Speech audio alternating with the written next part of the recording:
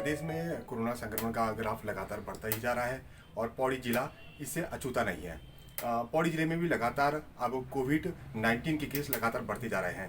आज हमारे साथ मौजूद हैं नगर पालिका अध्यक्ष यशपाल बेनाम जी। हम उनसे जानना चाहेंगे कि नगर पालिका क्षेत्र में किस तरह की तैयारियां पहले से नगर पालिका अध्यक्ष द्वारा की गई हैं और आने वाले समय में किस तरह की तैयारियां करने के लिए नगर पालिका अब तैयार है। बेनाम जी, न्यूज़ स्टूडियो में आपका स्वागत है। चलिए, धन्यवाद आपका जी। जो नगर पालिका पहले से काफ़ी सचेत लग रही थी, हमें बहुत अच्छा काम नगर पालिका ने किया है। मुख्यमंत्री के साथ मंत्रियों ने बड़ी तारीफें की हैं। तो अब तो समय जो तीन महीने का जो समय है वो बीत चुका है, मगर आगे के लिए आप क्या तैयारी है आपकी? देखिए, ये मैं सबसे पहले अपने तमाम कर्मचारियों का धन्यवाद देता हूँ, मीडिया का और तमाम जो लोग इसमें सहयोग करते रहे। देखिए, एक जिला प्रशासन, पुलिस प्रशासन, नगर पालिका और जिला चिकित्सालय, जो हमारे डॉक्टर्स लोग हैं, जिन्हें कि सब लोगों को कोरोना वायरस के नाम से सम्मानित भी किया जाता रहा है, इन सब का विशेष रूप से योगदान रहा है। और पहले लॉकडाउन से लेकर और तीसरे लॉकडाउन तक मैं आपको इस पर गहराई से बात करना चाहूँगा कि जब तमाम ऑफिसेज बंद थे, जब तमाम कर्फ्यू की स्थिति थी, जब तमाम लॉकडाउन था, उस समय में भी नगर पालिका एक ऐसी संस्था थी, पौड़ी नगर पालिका ही नहीं बल्कि तमाम समूचे भारतवर्ष में नगर पालिका की एक ऐसी संस्था थी जिसके कर्मचारी लगातार 3 महीने पहले से भी अपने कार्यों में आते रहे। और उन्हीं की बदौलत जो है तमाम शहरों की स्थिति भी, चाहे सफाई व्यवस्था हो, वो शुरू से भी रहती थी। लेकिन इस समय कोरोना वायरस के इस फेर में जो है हमें और दिलचस्पी से काम करना पड़ा।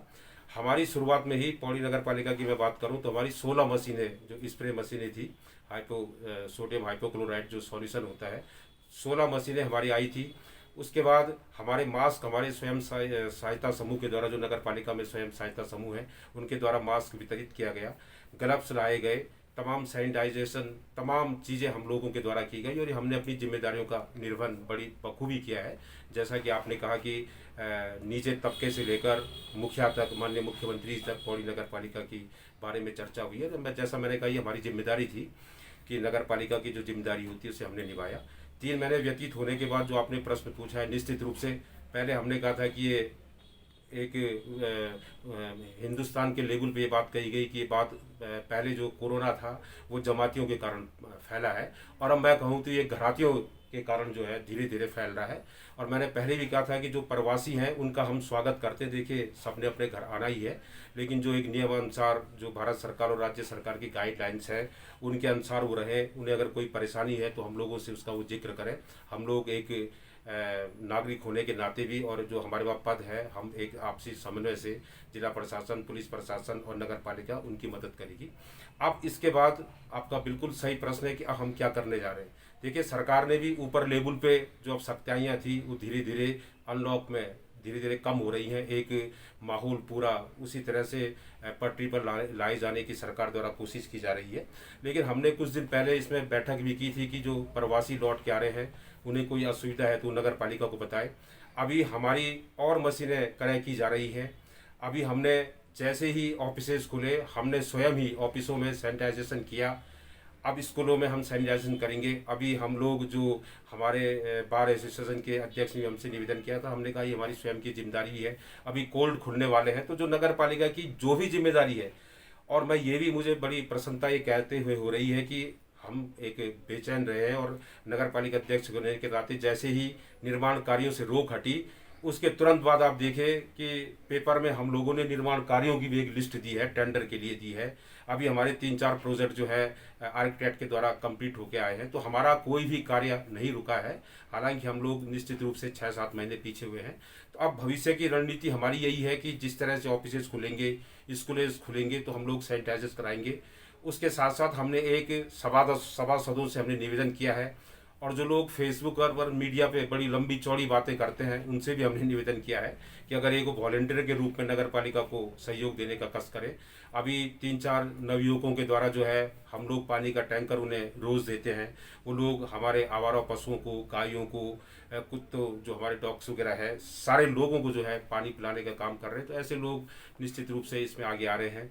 अभी हमने पुनः सैनिटाइजेशन के लिए मशीनें मंगाई हैं, ग्लव्स हमारे, और तमाम चीज़ें जो भी सफाई व्यवस्था होनी चाहिए, हमारे जो रोज़मर्रा के काम सफाई कर्मियों के द्वारा या हमारी गैंग के द्वारा किए जाते हैं, नाली साफ करना, ये झाड़ियाँ काटना, वो तमाम चीज़ें हैं तो अब हमने तमाम मेंबरों को, हमारी बैठक में तय हुआ कि हम मेंबरों का एक प्रवासी भाइयों से निवेदन करने के लिए, और जो हमारे अपने भी लोग हैं, क्योंकि 7 से 7 तक ये मार्केट अब खोल दिया गया है, तमाम गतिविधियां प्रारंभ होंगी जिसमें मॉल वगैरह, होटल्स वगैरह सारे खुलेंगे।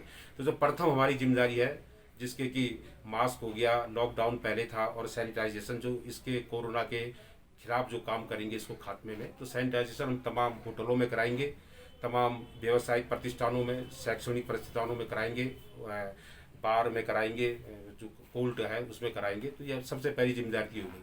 उसके बाद जागृति फैलाने के काम पर मैंने मेंबरों से भी कहा है कि वो हर वार्ड में एक एक मेंबर 10-10 लोगों की इस तरह टीम बनाए। कई लोग हैं जो इस दुख की घड़ी में साथ आना चाहते हैं, तो उनके द्वारा जो है प्रवासियों पे भी, अब तो सब एक ही हो गए, अब तो इतने दिनों से क्वारंटाइन में भी रहे हैं, फिर हॉस्पिटल में भी हम लोगों की नज़रें हैं कि किस व्यक्ति को कहाँ भेजा जा रहा है। कई नगर पालिका अध्यक्ष होने के नाते मंडल मुख्यालय पौड़ी में हमें यहाँ तमाम तरह के क्वारंटाइन सेंटर बने, तो बाहर से भी लोग हमसे फ़ोन पे ये जानकारी ले रहे हैं कि हमारा बच्चा हो गया या हमारी पत्नी इतने दिनों से क्वारंटाइन सेंटर में है, उनकी दशा किया। तो हम लोग एक नागरिक होने के नाते भी डॉक्टरों से पूछ के और तमाम क्वारंटाइन सेंटर को उनकी गतिविधियों पे नज़र रख के उन्हें ये भरोसा दिला रहे हैं कि इस प्रक्रिया के बाद आपकी जो प्रक्रिया है, जो क्वारंटाइन है, आइसोलेशन वार्ड में है, उनकी टेस्ट होने के बाद उनकी रिपोर्ट जो है श्रीनगर जाएगी। और मैं ये बताना चाहूँगा कि सरकार के द्वारा श्रीनगर में जो कोरोना उसके लिए टेस्टिंग लैब खोली गई है, तो इसमें चमोली हो गया, रुद्रप्रयाग हो गया,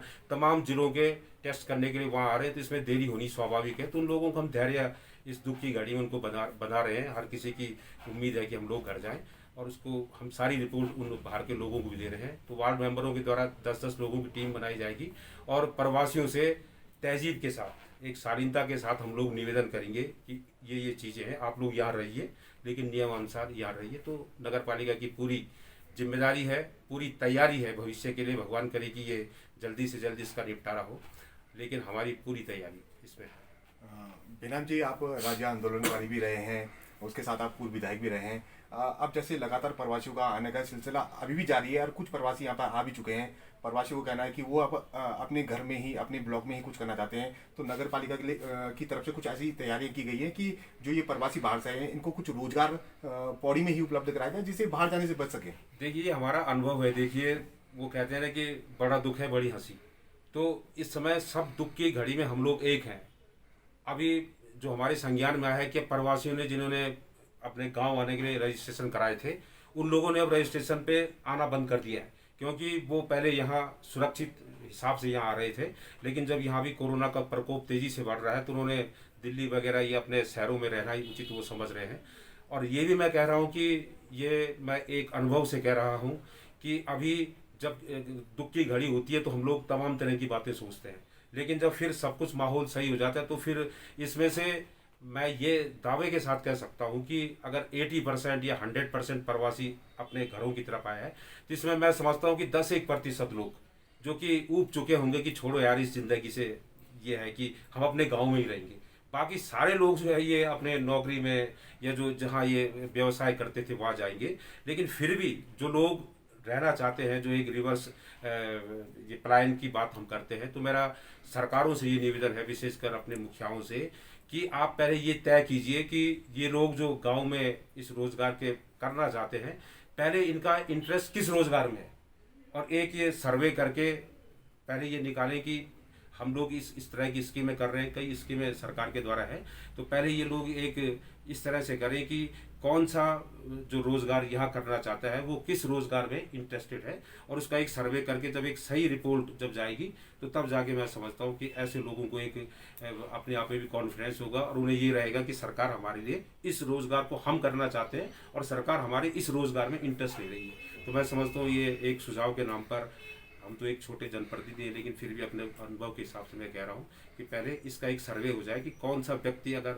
अपने गांव में रहना चाहता है तो उसका किस रोजगार में इंटरेस्ट है, उस पर सरकार इंटरेस्ट लेके उसको आगे बढ़ाने का काम करे तो ज़्यादा बेहतर हो। बेनम जी, 3 महीने के अंतराल जो समय बीता है कोरोना का, इसमें कुछ 3 बातें जो आप कहना चाहेंगे, जो आपने नगर पालिका क्षेत्र के लिए की हैं, जिनको आप गिना सकते हैं। देखिए, मैंने आपसे कहा है कि नगर पालिका, देखिए नगर पालिका की तो ये जिम्मेदारी, मैं अपनी बात नहीं कर रहा हूँ, पौड़ी नगर पालिका नहीं, मैं पूरे हिंदुस्तान और दुनिया के म्यूनिसिपल काउंसिल की या इनकी बात कर रहा हूँ इनकी तो जिम्मेदारी थी ही पहले से।